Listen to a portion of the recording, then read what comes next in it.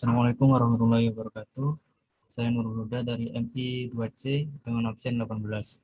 Di sini saya akan menjelaskan sedikit tentang template Blade Engine mengenai website dinamis. Saya sudah membuat sebuah website tentang penjualan kaos secara online atau jenis e-commerce. Website yang saya buat bernama Adisala Staff dengan tampilan home seperti ini, nama dari websitenya, kemudian berisi deskripsi. Dengan deskripsi saya menggunakan Zoom, kemudian terdapat juga ini pelajari lebih lanjut, tapi ini hanya sebuah hiasan, tidak bisa diklik. Kemudian ada tampilan produk. Di tampilan produk ini saya menampilkan sebuah produk yang dijual di dalam website Adicala Staff ini. Jika detailnya diklik, maka akan menuju ke halaman detail yang menampilkan harga dari kaos yang dijual. Bahkan dari detail ini saya menggunakan fungsi slug yang berupa permalink atau URL yang biasanya terletak di setelah domain. Biasanya memiliki ciri dengan slide, di mana tampil di pojok kiri bawah layar. Seperti itu. Kemudian terdapat juga halaman terakhir, yaitu halaman about. Di halaman about ini ada foto diri saya, kemudian nama saya, dan deskripsi dengan menggunakan lorem ipsum. Kemudian di bawahnya ada dua icon sosmed yang sebagai tempat untuk memesan kaos. Jadi setelah melihat produk, maka bisa menghubungi atau mengklik salah satu dari icon sosmed ini. Jika diklik,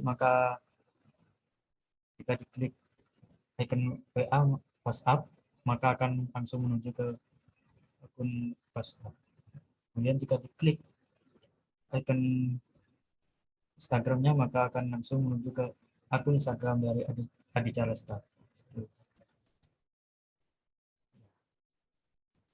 Namun website yang saya buat ini belum dinyatakan dinamis karena program yang saya buat juga masih menggunakan kode program yang dipakai secara berulang-ulang dengan kode program yang hampir sama.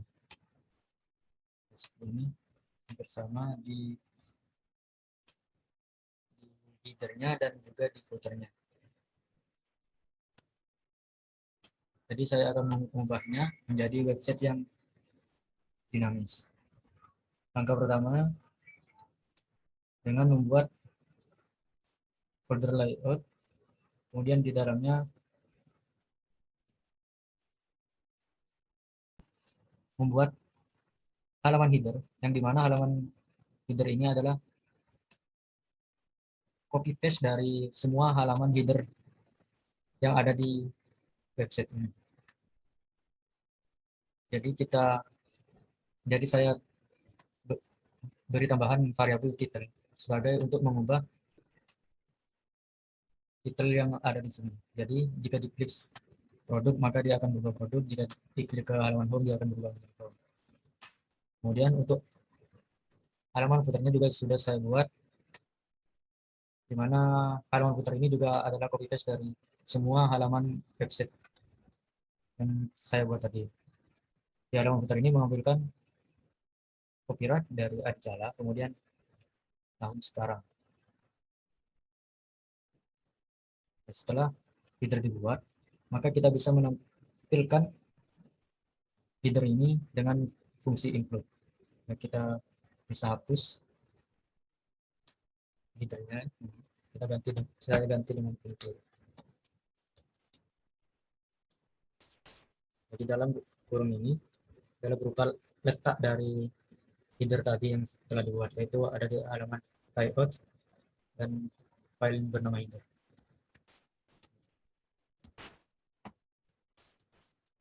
Kemudian juga melakukan panggilan, melakukan panggilan untuk titelnya.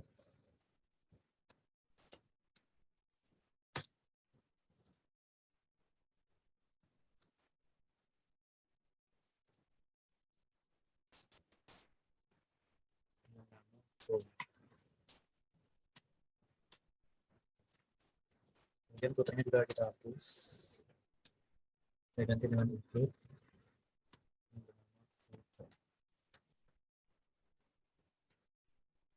Lakukan hal yang sama di semua halaman.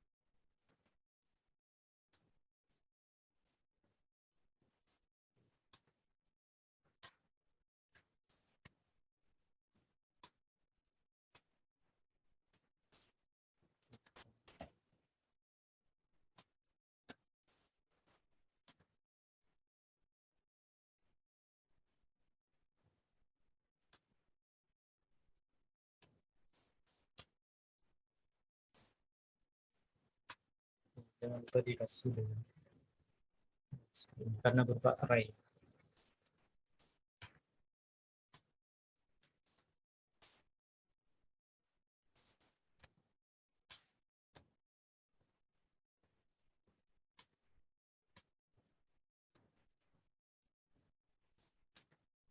Setelah semua halaman websitenya sudah dirubah dengan fungsi include, kita coba untuk menjalankannya. Berhasil. Jika tampilannya sudah sama seperti sebelumnya, maka fungsi include berhasil berjalan dengan baik. Kita coba untuk periksa untuk halaman selanjutnya. Itemnya berubah juga menjadi produk, tampilan produknya juga terlihat. Di halaman itu juga sama. Untuk halaman detailnya juga berhasil. Tampilannya sama seperti sebelumnya, namun dalam kode programnya kita akan melihat kode programnya ini lebih efisien, lebih singkat, dan juga lebih sedikit. Kemudian juga ada cara alternatif lagi, yaitu cara extend, yaitu berupa turunan dari view-nya. Saya sudah membuatnya dengan nama main di sini. Di dalam main ini berupa copy paste dari header dan footer. Kita lihat, ini adalah header, kemudian yang bawah adalah footer. Kemudian untuk kontennya, untuk teks yang berubah-ubah yang ada di tengah itu kita bungkus dengan fungsi dan juga untuk titelnya agar bisa diubah-ubah juga dibungkus dengan titel ini. Fungsi dari yield sendiri ini dipakai untuk menandai bagian yang bisa ditimpa oleh view turunannya. Teks di dalam tanda kurung merupakan nama atau ID dari yield tersebut. Jadi yield ini terdapat yield dengan ID titel serta perintah yield konten. Kita coba langsung ke halaman projectnya, pertama yaitu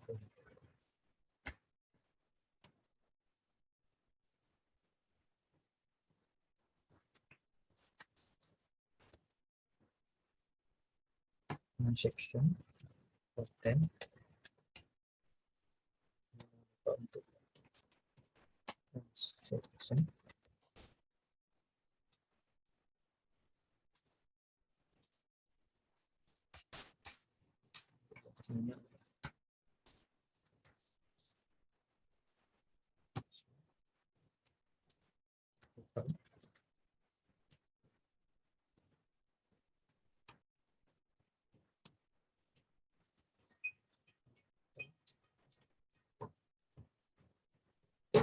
dengan nama titel home,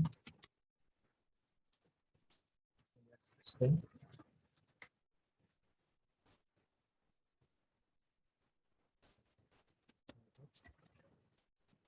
my.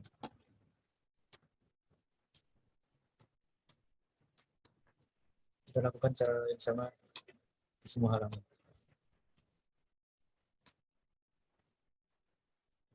Ini halaman kedua.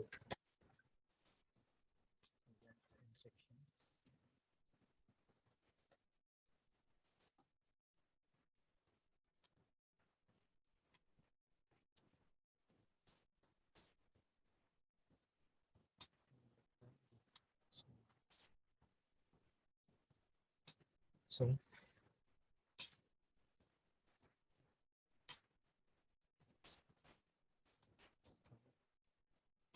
section.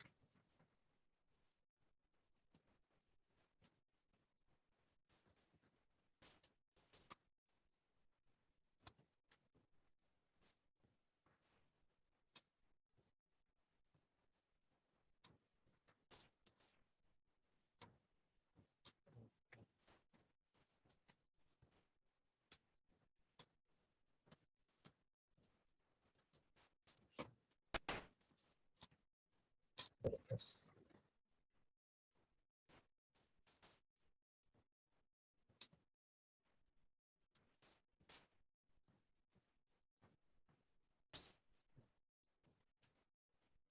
Sudah terbuka semua, kita coba untuk menjalankannya. Kita refresh website-nya.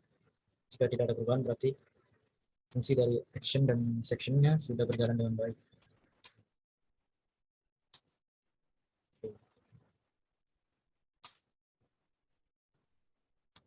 Untuk extend sendiri ini perintah yang memberitahu Laravel bahwa view ini merupakan turunan dari file layout dari main.